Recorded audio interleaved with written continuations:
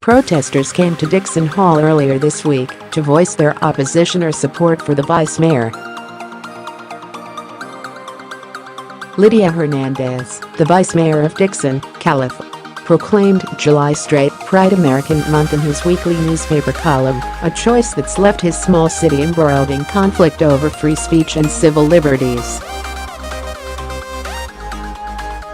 "I support the First Amendment," Ted Hickman wrote in his tongue-in-cheek column for Dixon's Independent Voice, "and support the rights of grown men to wear skin-tight short shorts and go-go boots and don Tinkerbell wings with wand and prance down the streets of San Francisco." Prompted by a local community college that dubbed June to be its LGBT Pride Month, Hickman wrote that he was pro-family and not anti-anything, next to an image of a red no circle slashing through the pride flag. Now hundreds of millions of the rest of us can celebrate our month, peaking on July 4th as healthy, heterosexual, fairly monogamous, keep our kinky stuff to ourselves, Americans, Hickman wrote. "We do it with our parades. We honor our country and our veterans who have made all of this possible, including for the Tinkerbells, and we can do it with actual real pride, not some put-on show, just to help our inferior complex show we are different type of stuff. We are different from them," he wrote later. Hickman acknowledged that he was unsure whether a vice mayor had the authority to make a proclamation, yet his column has drawn national attention to a city of 19,000 located 23 miles outside Sacramento. The mayor of California's capital requested he resign. About 200 people showed up to Dixon's most recent city council meeting, and an online petition pushing for his removal is approaching 30,000 signers. Local pastor Jeff Myers was present Tuesday night at the council meeting and expressed concern about Hickman's column. His words not only misrepresent the values of the vast majority of our city, they ascribe to us an ignorance and a closed-mindedness that most of us would fight to the death to avoid, Myers said, according to a Facebook post by his wife, Jamie. "This is not a free speech issue."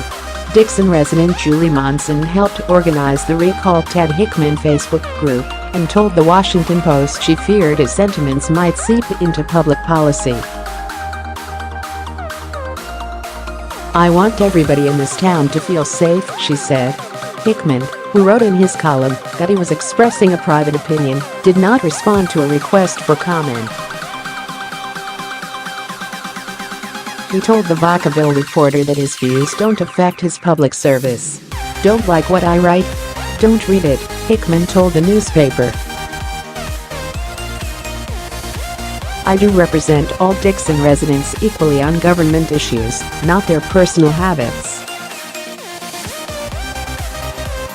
Local groups are demanding the city council censure him, which would be the highest reprimand possible. Dixon Mayor Thom Bogue told the Post he did not appreciate Hickman's comments, but is concerned about calls for censorship. "No matter what we do, for many, they will say it's the wrong move," Bogue said.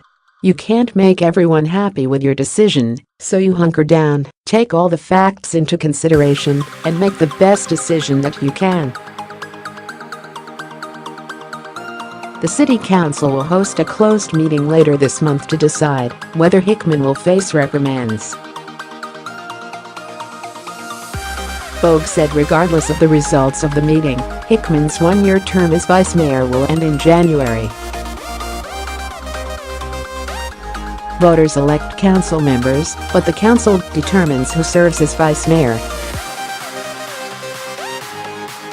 "The few things the council could do this summer would be nominal," Bogue said. Dave Scholl, editor-in-chief of Dixon's Independent Voice, told the Post he is proud of publishing Hickman's op-ed, calling it a matter of free speech. Scholl said he has received a lot of support as well as criticism, particularly from a lot of out-of-towners pressuring advertisers to boycott the newspaper. When people try to harm local businesses, I'm going to fight back by not censoring Hickman, he said. Bogue said a number of big groups had threatened the city with litigation but declined to say which ones. Mike Saramello also supports Hickman, writing a Dixon Independent op-ed arguing the liberal reaction exemplified the war on white men. The fact of the matter is any action taken by this council, as a governmental agency, is a violation of Ted's First Amendment right to free speech, he said. Local LGBTQ groups plan to host the city's first Pride Parade later this month. Redmore, MLB teams suspend ties with Papa John's after founder's admission of N-word use. Why did the lemon go viral? Roy Moore hints that he too was duped by satrap Baron Cohen, blaming shadowy media groups. New details in book about Emmett Till's death prompted officials to reopen investigation. A black man was sitting near his apartment complex's pool. He said he was told to leave.